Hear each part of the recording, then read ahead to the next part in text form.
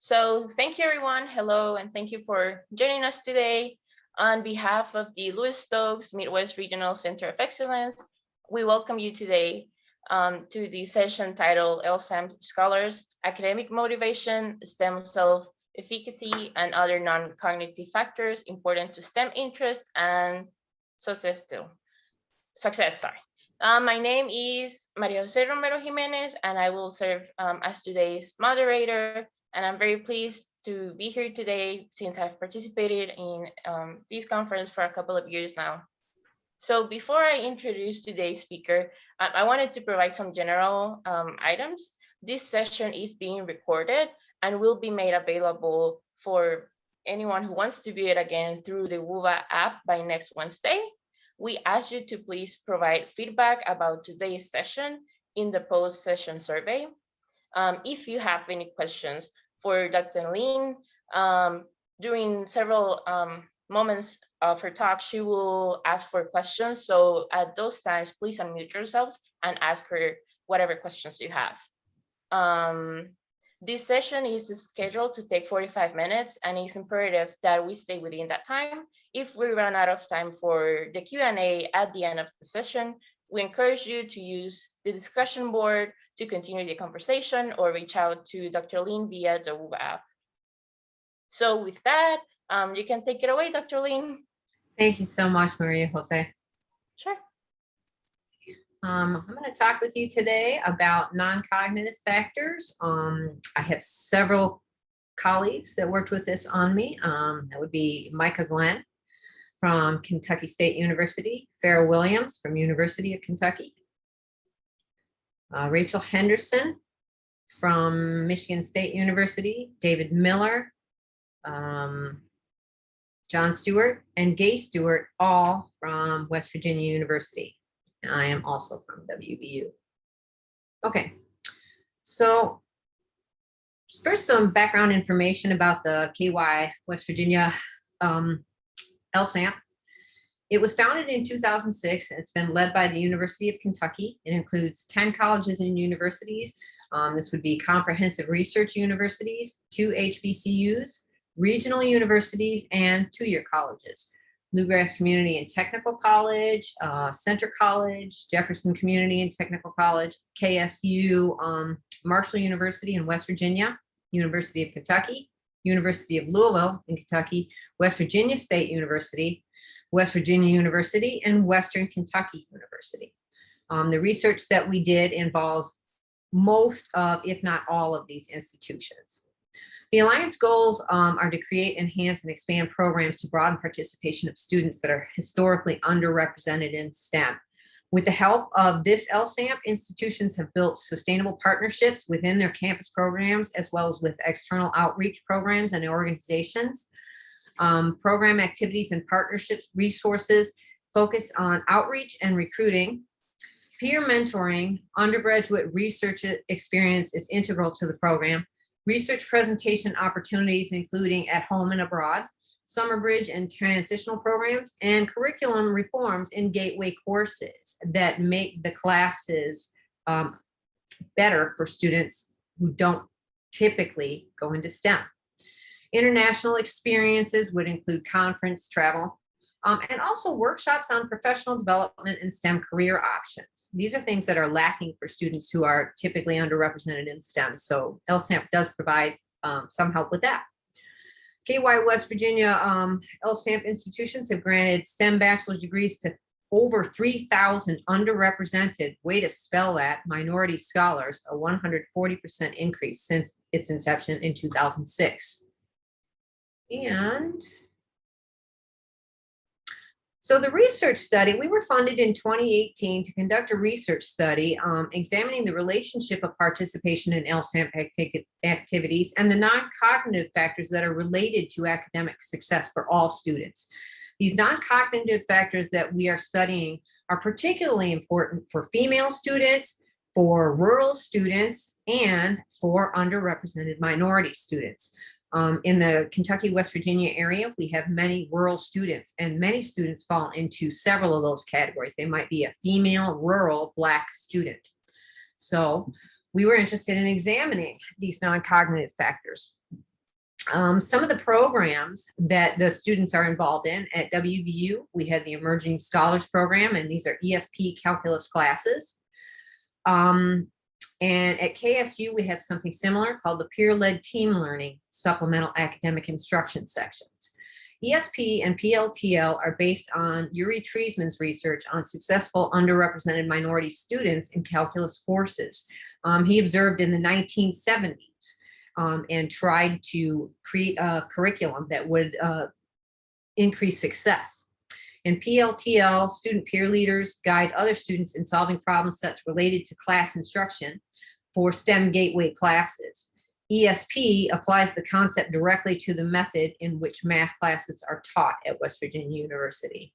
What these really are is students working together to solve problems instead of struggling on their own. And it's been shown to increase the success of students in gateway math classes by as much as half a letter grade, and it does increase retention as well.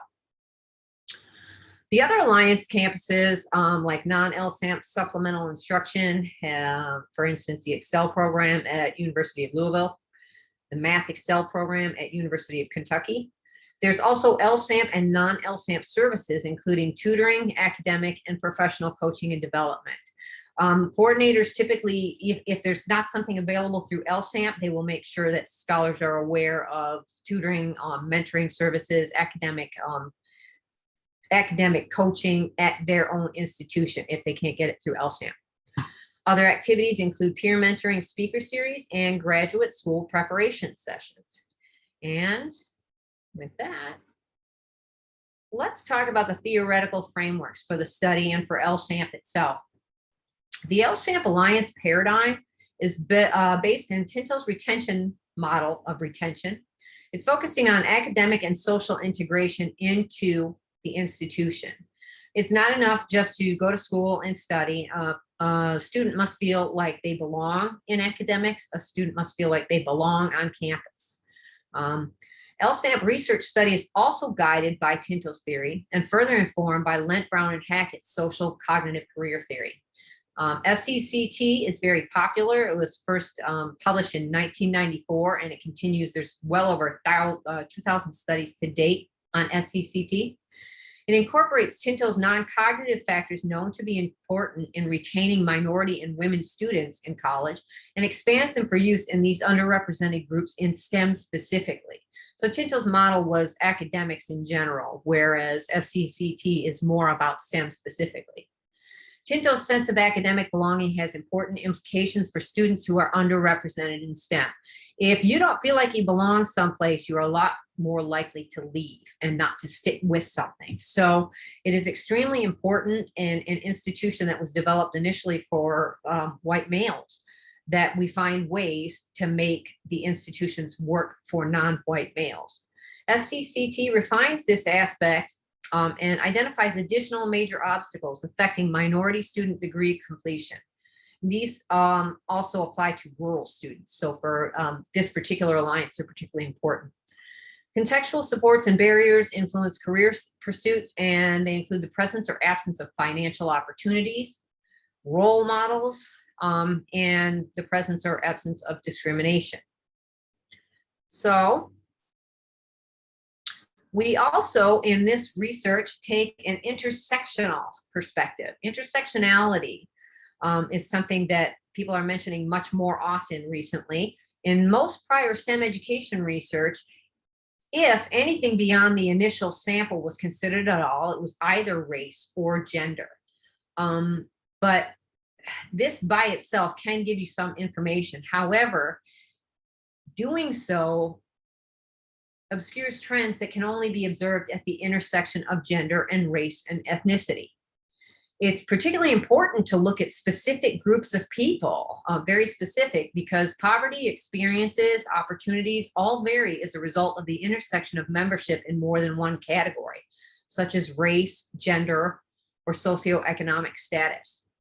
One thing that's interesting, for example, as a demonstration, is that when examining STEM self-efficacy in female Black students, typically their STEM self-efficacy is high. That's what you want.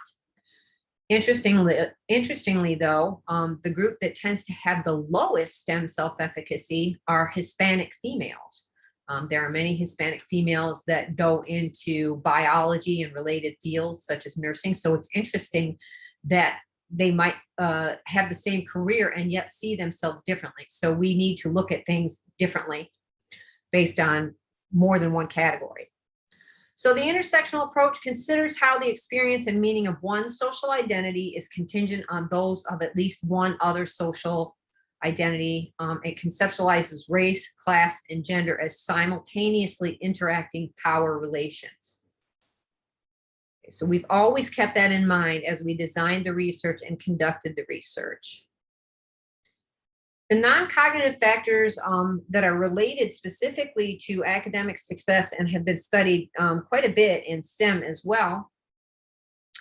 One's self-efficacy for STEM, one's self-regulation in academia, STEM identity and belonging impact the interest, major choice, and academic success of students.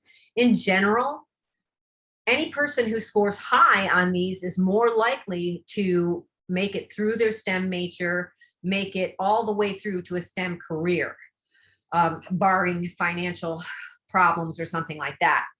Academic motivation is associated with academic learning and performance.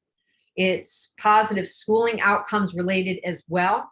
It's integral to the persistence and promoting student STEM learning. We've all been there where we know we have to do something and we don't feel like doing it, but you have to have that motivation, keep willing to go. Grit is another thing that has been very popular in recent years. It is perseverance of effort when facing challenges. Duckworth and Quint introduced this in 2006. It's associated with educational progression as well as college retention.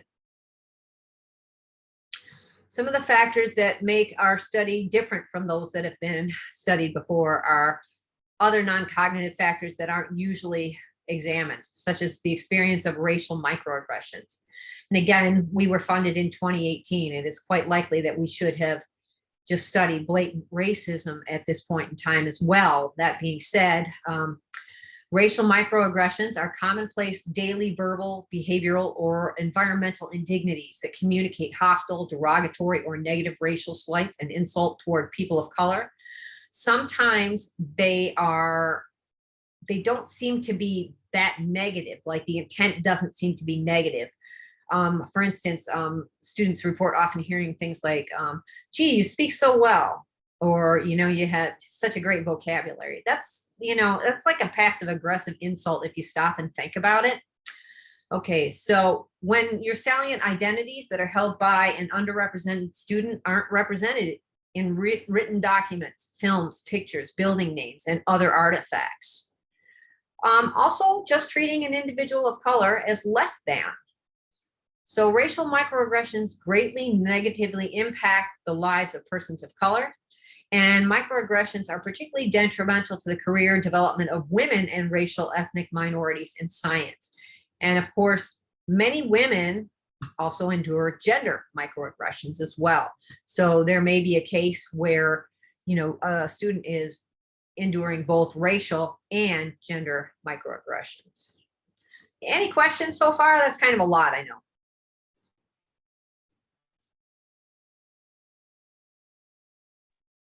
I actually have one question. Okay. How do you measure those cognitive skills? We used a survey, and actually a long survey made up of many, many other pieces of other surveys. And I will explain those briefly next. And if you have questions, please feel free to interrupt, because this is kind of second nature to those of us that were involved in it. But I realize that it's a lot of information if you weren't. So feel free to say, hey, okay, let's go on and talk about those. So some more about the non-cognitive factors that we looked at. STEM attitudes, how a person feels about STEM. They're important in deciding to enter and remain in STEM majors, particularly for those who are underrepresented in STEM. It doesn't seem to be quite as agonizing of a decision for some white males. So STEM attitudes are extremely important. It's necessary that we get students to feel positive early on, because by the time a kid is in middle school and they leave middle school, they have their STEM attitudes, STEM identity already beginning to develop. And if they don't start taking the courses that they need for a STEM major soon, they will almost kind of effectively ruin their chances of ever getting one. STEM identity includes feeling competent, your ability to perform, and also the recognition that one is a scientific person. And it's associated with the ability to identify with STEM.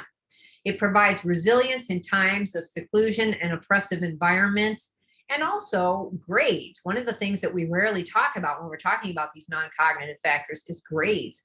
Realistically speaking, there are not a heck of a lot of engineering majors with 4.0s. They're hard classes, and it's important that we let students know that it's more important that you know the information than that you get a 4.0. So STEM identity can help get you through that when you look at that first D and you go, oh no, you know. STEM self-efficacy, it is correlated with academic performance, retention, and persistence. Several studies have been done, even in recent years, showing this. The interesting thing is that on average, women's STEM self-efficacy is lower than men's, despite the fact that they tend to have higher STEM achievement. For instance, there's been studies in engineering showing that women's STEM self-efficacy in these courses or in engineering is lower than men's, but they get higher grades. This might partially explain the underrepresentation of women in STEM. If that is the case, any woman in STEM will tell you that there are a lot of reasons why it's hard to be in STEM. So that may be one of the things. That being said, there are lots of other issues. Self-efficacy is linked indirectly to academic achievement through what is called self-regulation strategies. So it's not believed that the self-efficacy itself is what is important. What is important is that a student is able to self-regulate and do things and employ strategies that will help keep them going through thick and through thin. They have to set goals, keep your eye on the light at the end of the tunnel. They have to have effort regulation. For instance, if there's Halloween party that goes on like from Friday to Sunday, that student has to decide that they're going to take a couple of days to do homework instead of going to the Halloween party. And this can even involve learning how to have a job that will let you work on the job. For instance, you might take a job in the library so you can work on your homework at the time. These students are good at applying effective strategies when they're studying challenging material or when they are distracted. This was hugely problematic during the pandemic, as anybody who tried to teach during the pandemic knows. It was a lot to keep students interested. Okay, so our research questions, we looked at, first of all, we just wanted descriptive information. We wanted like kind of a baseline of what students' scores for these non-cognitive factors were. This includes academic motivation, academic STEM self-efficacy, grit, sense of academic belonging in STEM education, their STEM academic identity, STEM attitudes, and their experience of racial microaggressions. So what were the scores? We just wanted to look at that because we don't have a lot of information. Okay, their second research question, are there differences in any of those non-cognitive scores for newer scholars, 1 year or less, compared to those who are more experienced? So we did think, hypothetically speaking, we would assume that these scholars are, they're pretty high achieving. They should come in with high scores for these non-cognitive factors. However, one would hope that the scholars who have been in there longer would have higher scores. So we looked at that. We also looked if there are any differences in any of the non-cognitive scores for scholars by their gender. Okay, so the first thing we did, first of all, our participants, we had a total of 99. Some information about the number of scholars in LSAMP. We believe at the time there were approximately 300 scholars involved in this particular alliance. We remind viewers that it was a pandemic. Everything was conducted via Zoom and Qualtrics. Nobody was in person at the time.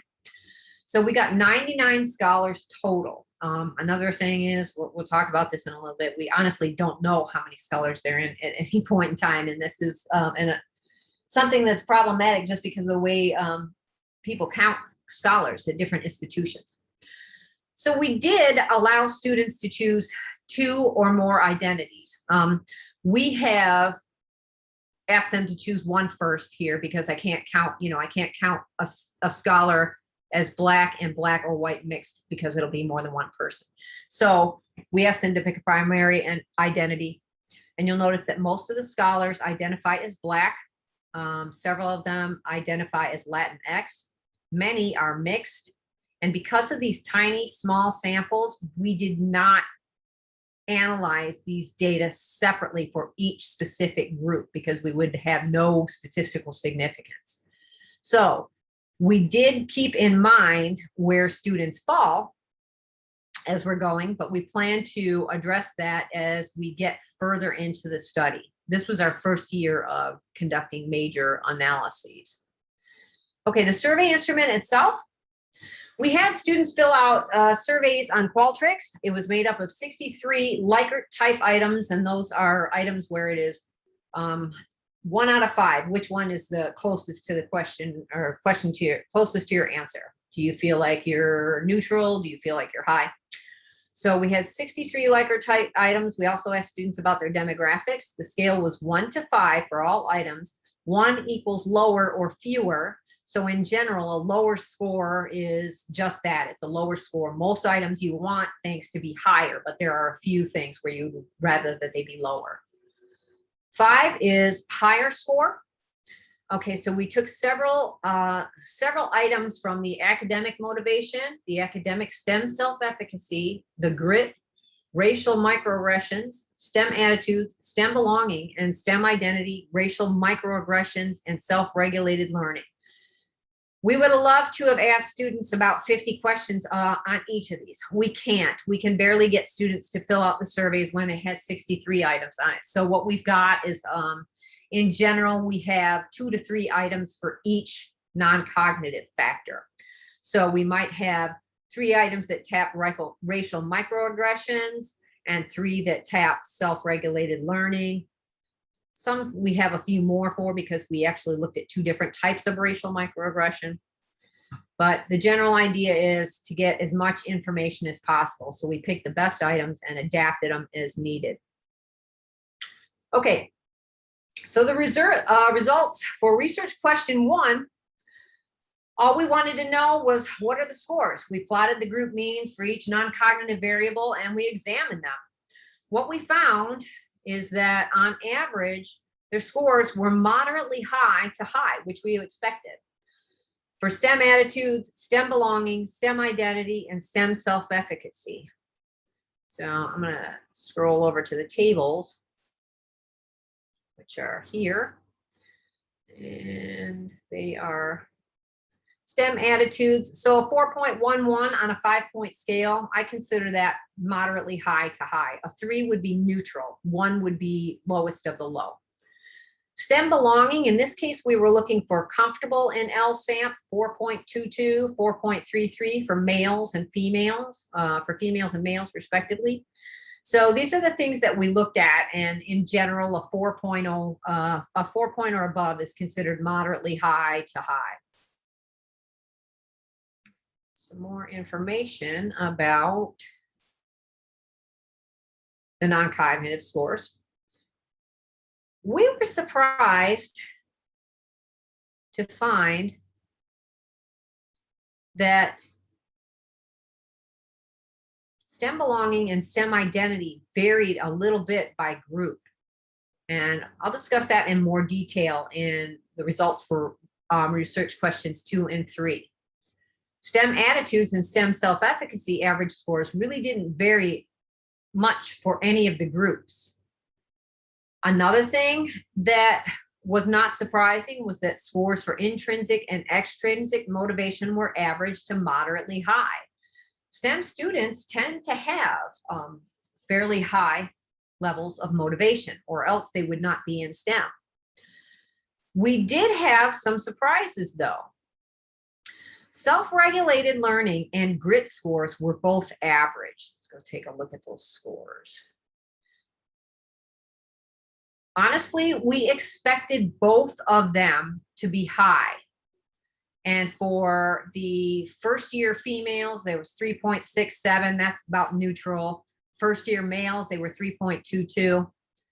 For group, for those that had been in LSAMP for more than 2 years, 3.74 for females. That's a little better. And then males were 3.27. So we didn't expect that. The other one we did not expect was self-regulated learning. And that was, again, it was much lower than intended. The females and males were both hovering right around 3.0 if they just entered LSAMP, and those that had been in for a longer duration, they were still 3.40 or 3.48 to 3.68. So we actually asked students some questions on the surveys that allowed them to fill in the blanks, so they could fill in additional information to the survey questions. So you could answer the Likert type items, and then they were like little short answer questions as well. We thought this was really interesting and really strange. So self-regulated learning and grit scores were average. The scholars come in general with 3.0 GPA, and they pretty much have to maintain pretty near to that. So it seemed odd. Their experiences of microaggressions were moderately high to high for all the students in all the groups. That's disturbing and yet not surprising. We did ask more information about that in the short answer. We asked more questions of a few scholars who agreed to be interviewed as well. Their satisfaction with the climate of diversity at their institutions was low. That is disappointing, but not surprising. But we'll talk some more about this information now. Okay, so the LSAMP scholars did enter the program with several non-cognitive strengths related to their STEM success. They likely developed this via contextual supports. They get early access to STEM learning opportunities. We found out many underrepresented students don't have those opportunities, but for these particular scholars, their parents or their guardians provided them with opportunities to learn more about STEM. Sometimes it was on their own. Sometimes they'd take them to museums. Sometimes they went to out of school clubs, things like that when they were young. They also had STEM supportive family or friends, even for scholars whose parents had no real knowledge of STEM. They were very supportive of their students being in STEM. Many of them had STEM role models or access to STEM role models. Interestingly, when they did not, they repurposed people as STEM role models. Many people had nothing else, that there was no role model that looked like them. So whatever was available, that's what they used. These things are all what we expected based on SCCT. That scholars enter the program with these strengths is important. Students have developed STEM attitudes, whether positive or negative, as well as STEM self-efficacy and STEM identity, or the lack thereof, as well as intrinsic and extrinsic motivation by the time they leave middle school. It is so important that students in the elementary and middle school levels have access to things that can help them with these. The scores for self-regulated learning and grit were surprising. LSAMP does support scholars in improving self-regulated learning skills, but it's possible that students don't recognize that they have self-regulated learning skills. It's also possible that that happened because it was a pandemic. Several students did mention that I knew I should be doing my homework, but I just didn't have the energy or something like that. So we can't tell for sure what happened there, and we're still conducting surveys now. So we hope that we can get some more information, and we've written up new interview questions that we hope will help to clarify that. What was very surprising was that the grit scores were average. This is stick-to-itiveness. Do you throw, do you throw away your efforts if anything comes up and gets in your way? The students said they had average levels of grit, but when you read their short answers or when we interviewed them, they all talked about needing to stick to it no matter what happened. It was grit, exactly. So it was we couldn't figure out if it's like maybe the survey instrument doesn't quite tap the same thing, or maybe our definition of grit is different than theirs. So I looked into it further because grit is supposed to be important to academic success. Many have suggested, for instance, that grit could be utilized to equalize STEM academic achievement for underrepresented groups. In other words, improve the grit of underrepresented students or female students or rural students, and they will do better. However, if you stop and think about it, its value as a salient concept for disadvantaged students is questionable because children raised in poverty have to display ample amounts of grit every single day of their lives. It's just a day, it's just another day for them. So maybe they don't see that as something. Maybe students who, are always struggling financially don't even see it as grit. Maybe that's just how it is. The grit theory is problematic also because it can romanticize hardship and place further burden on these students by placing blame on them for not having adequate grit to persevere. Oh, you lost your job, you don't have a car. How could you, shame on you for quitting? It really is questionable. And so we're going to continue to study this as well, because if this is really problematic for underrepresented groups, then we have to rethink our whole idea of improving grit. Perhaps, that is something that we need to question. Okay, so we're running short on time. To answer research questions 2 and 3, we ran ANOVAs on the non-cognitive variables of interest. First, what happened was taking a look at the means. So we look at all the means, and if something looks like there's not a lot of difference, like I'm looking at 4.04 for extrinsic motivation and 4.02 for extrinsic motivation. That doesn't look very different to me, so I'm probably not going to test it.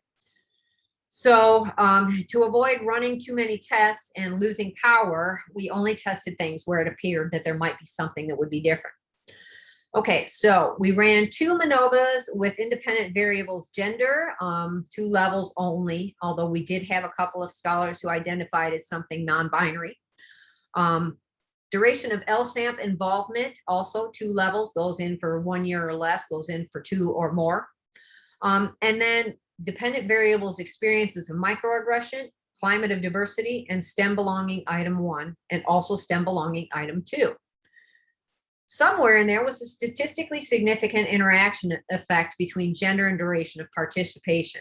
Okay, so I went through and I ran additional tests, and I found that this interaction held only for the STEM belonging or supported in LSAMP item. There were no significant differences between the genders for this variable, so there was no big difference between males and females, but what it was that duration of participation was significant. So what we found was that for STEM belonging, duration 1 group's average scores were lower than duration 2 group's average scores. So let's take a look at that.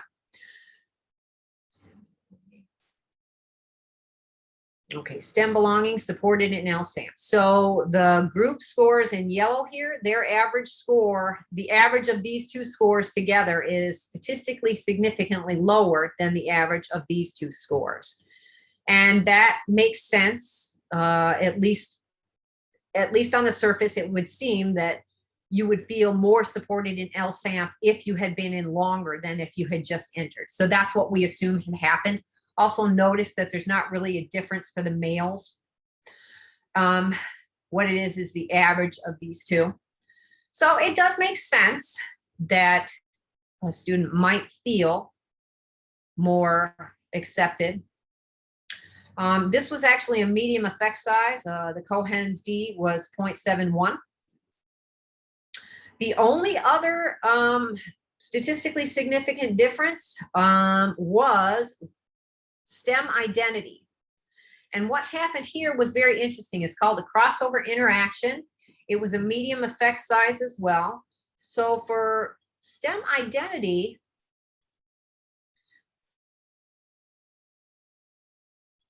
what we have here is that the females in group 1 had lower scores than the females in group 2.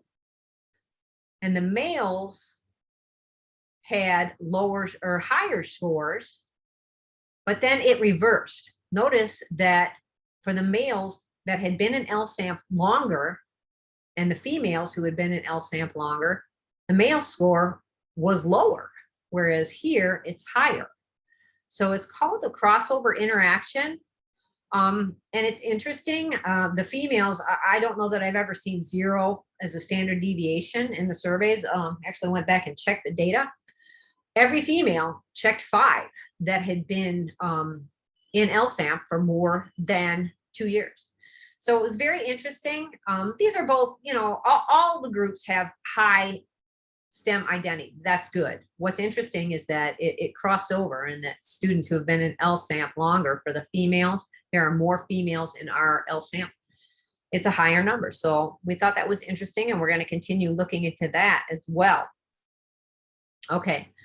So scores on the STEM belonging item were slightly lower for scholars who had been in LSAMP for 1 semester than for those who had been in for more than 1 semester. They make sense, since we had expected those scholars that had been involved for only 1 semester wouldn't have as high scores.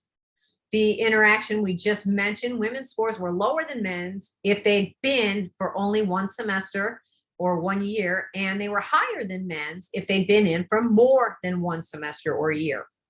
So all the scores were high. That's good, but it's interesting that women's scores were higher. Okay, so let's talk about the limitations of the study briefly. We are running short on time. The study data was collected during the pandemic. So like, I can't guarantee that any of this is, we have no idea whether this will do the same thing a year from now if we were to, test the same students or not. But we do find that the data is important. Very few people were conducting research during the pandemic. So it was an opportunity we couldn't pass up to provide a voice for our scholars. UK, West Virginia LSAMP scholars, and really any LSAMP scholars, they're expected to maintain this GPA of 3.0. So the results that we find are probably not going to generalize to students with lower GPAs. And in trying to publish these results, somebody, one of the editors said, well, then you can't generalize. Of course you can still generalize, and you can still learn information about how these students get to be such high achieving students. It's very important information. It's difficult to determine how many scholars in this particular LSAMP Alliance at any given time. We don't have a method that's used alliance-wide to keep track of scholars. If a scholar drops out of the program or enters in the program, a lot of times the coordinator won't even know about it right away. Definitions of the LSAMP scholar varies by institutions. In some of the institutions, they attend LSAMP programs and they receive funding. Some students attend programs, but they don't get funding. We're working to address this issue with site coordinators, but everyone that was in this study did identify as an LSAMP scholar. The implications. The K-12 underrepresented minority students often lack access to many of the things, the STEM learning opportunities in and out of school that help them develop non-cognitive factors and that provide them an academic foundation that will let them choose STEM as a major. Both URM and female students' perceptions that STEM is not for them during the K through 8 years might mean that they self-select out of STEM before high school, even if they have it available to them. So like if a teacher doesn't pick, you because you're female, you might say, well, gosh, I don't really feel comfortable in STEM. And you might stop taking STEM courses before you even get to high school. So they would lack the background academically to major in STEM in college. And of course you still can, but it's going to be harder, and it would be, it's easier if you have the high school preparation. LSAMP programs importantly provide both financial and social support and provide an inclusive environment important to increasing the success of underrepresented and women in STEM majors. Rural students also can very much benefit from financial aid as well. We should recognize that showing grit is a way of life for our scholars. Helping them recognize this as a strength by pointing out to them can only help them. New resources are becoming available to help faculty and staff learn to be an ally for their students. What we're learning is how much we really don't know about what we don't know yet. In addition to diversity and inclusion divisions offered at most institutions, West Virginia University recently offered a seminar on allyship and why it is necessary. It goes beyond being not a racist to being actually actively anti-racist, and it was extremely informative. Many schools now offer professional development to help faculty recognize and stop use of microaggressions in themselves and in other students. Recognizing and combating racial and gender microaggressions is integral to creating a sense of belonging for underrepresented minority students and for women as well. It improves community building and social integration, increases retention and graduation. And I think 4 minutes. all right, thank you very much. Okay, I think that's it. Any questions?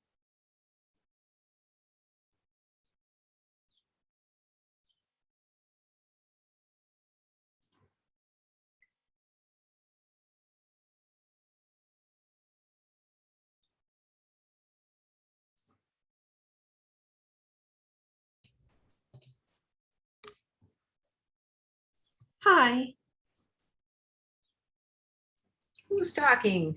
this is Linda de la Garza from Valdosta State. Hi. I was just wondering, you mentioned you're gonna follow these students, the same ones that you track for the first group, Mhm, to see how they change now? mhm.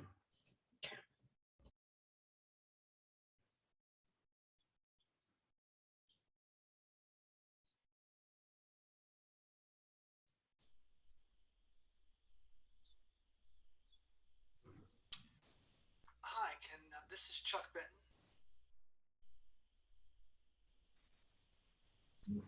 Hello, we can hear you. Okay, just want to make sure. So this is sort of a follow-up to Linda's question. So you're going to interview, or I'm sorry, survey the same students again somewhere Yes. down the line? Yes, we were hoping to do that this semester, but we have not gotten this as terrific of participation as we had hoped. Partly in our states, the COVID did not go as planned, so I'm assuming that's why we lost so many people. So the question I have is, Bethany Sansing Hilton and I, she was the co-PI with me on an LSAMP grant.